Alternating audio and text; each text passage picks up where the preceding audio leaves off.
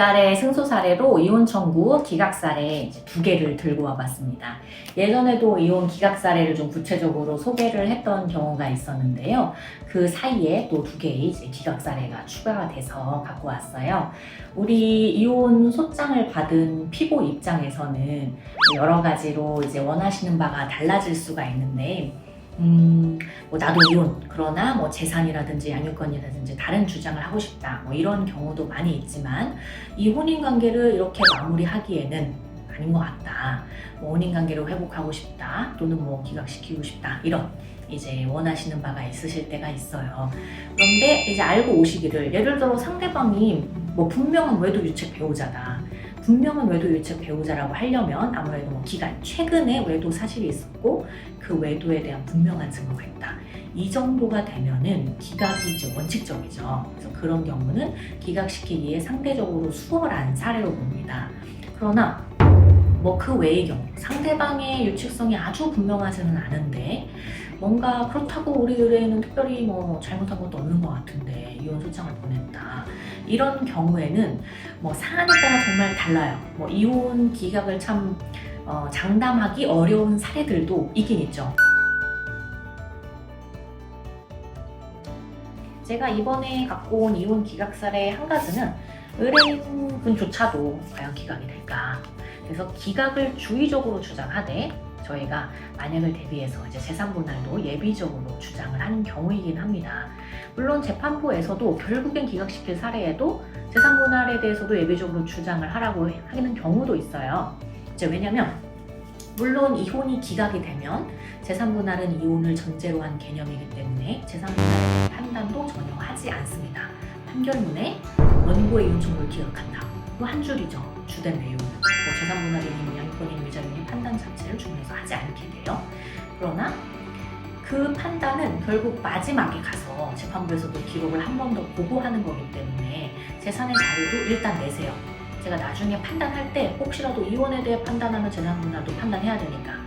그래서 재판부에서도 요구하기도 하지만 의뢰인분 스스로도 이혼이 될 수 있다는 것에 대한 대비를 하셔야 되는 사안이었기 때문에 뭐 예비적으로 재산분할도 주장을 했었으나 결론적으로 가장 원하셨던 기각 판결을 최근 이번 달이네요. 판결 선고 2020년 9월 18일 받으신 사례입니다. 그래서 판결문은 이제 오늘 송달받았어요. 왜냐면 판결을 선고하고 그날로부터 대략 일주일 내외로 판결문을 송달해 주시거든요, 재판부에서. 그래서 보면 원고의 청구를 기각한다, 소송 비용은 원고가 부담한다, 끝. 주문 이게 끝이에요. 이분은 이혼이 될 수도 있다고 생각하고 대비를 했던 이유가 9년간 사실 별거를 했어요. 거의 교류가 없이. 그러면 이게 실질적으로 이미 파탄이 되고 누구의 귀책 사유를 알 것 없이 좀 희석된 게 아니냐.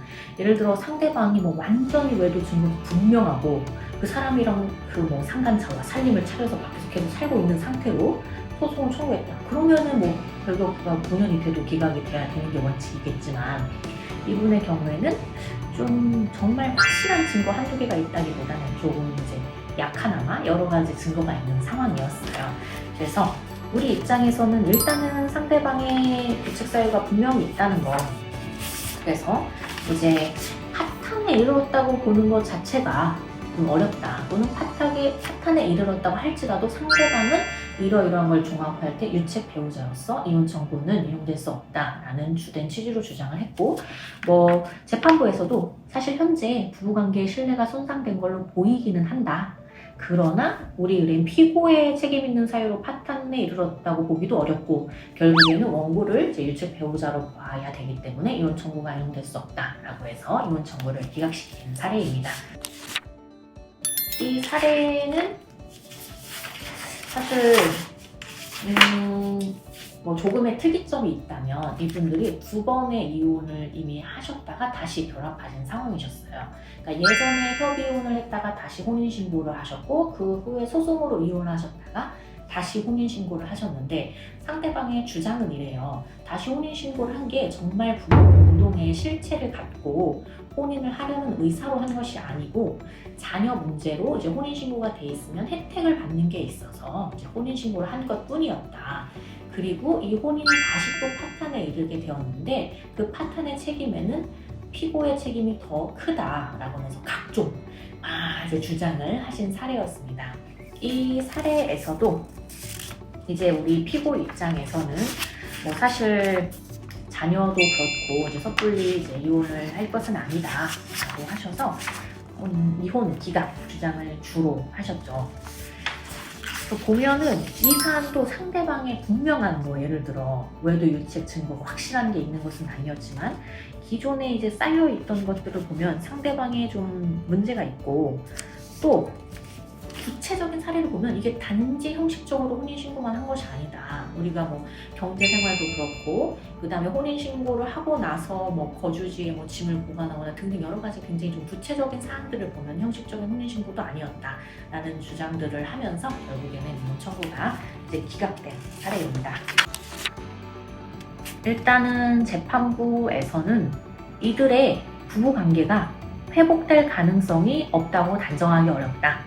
더 이상 회복될 수 없을 정도로 파탄되었다고 보기 어렵다라는 이제 혼인 파탄 여부에 대한 판단이 1차적으로 있었고, 그리고 설령 파탄되었다고 하더라도 문제는 뭔가 어려움이나 갈등, 감정상의 대립이 있을 때 원고는 피고와의 개선을 위한 노력을 전혀 하지 않고 반복적으로 이혼만을 요구하면서 부부 사이의 동거 부양 협조 의무를 저버렸다. 따라서 원고의 책임이 더 무겁다라고 하여 어느 모로 보나 원고의 이혼 청구는 이유 없다라고 해서 원고의 청구가 기각된 사례입니다.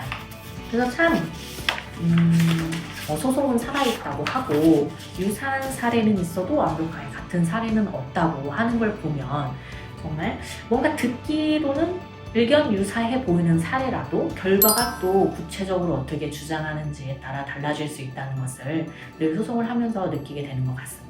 그래서 소송에 시작할 당시에 뭐 어떤 점이 불리하고 어떤 점이 유리하고 이런 가늠은 되지만 또 소송을 진행하면서 구체적으로 재판부에서 궁금해하는 것이나 상대방의 주장 여하에 따라 잘 주장을 정리를 해서 이런 9년간의 별거에도 불구하고 아주 분명한 상대방 외에도 유책 증거가 없음에도 이혼 청구를 기각한 사례라든지 또는 뭐 수차례의 그런 이혼과 재결합의 상황에서 뭐 일견 좀 파탄됐다고 보일 여지가 있는 상황에서도 이제 상대방의 책임이 더 크다, 또 파탄됐다고 보기도 어렵다라는 이제 재판부의 판단을 끌어낸 사례들을 한번 공부해봤습니다.